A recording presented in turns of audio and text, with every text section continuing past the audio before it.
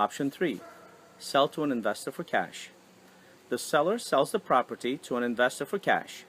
The investor will fix up the property to sell or rent. These types of transactions are usually quick and do not require the seller to make any repairs and updates to the property. The cash buyer usually assumes all of the closing costs. Since this is a private transaction between the seller and the buyer, there is no sales commission to pay. The seller and the buyer agree on an as-is price, and the buyer starts the settlement process after the contract is signed.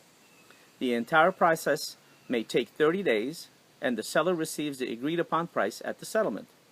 The advantages of the strategy: seller gets a cash offer with a definitive date for settlement.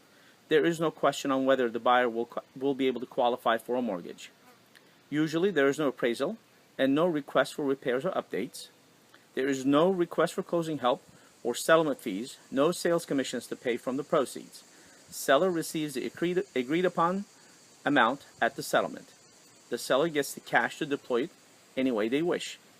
Disadvantages: the buyer places a value based on the as-is condition of the property, and it is usually less than the market price once the property is fixed up. The seller discounts the value of the property for the convenience of bypassing the hassles of selling it on the open market. Seller may have to pay a lump sum capital gains tax based on the certain criteria. And finally, the buyer may ask for an inspection at his expense and make the purchase price as a condition of a satisfactory inspection result.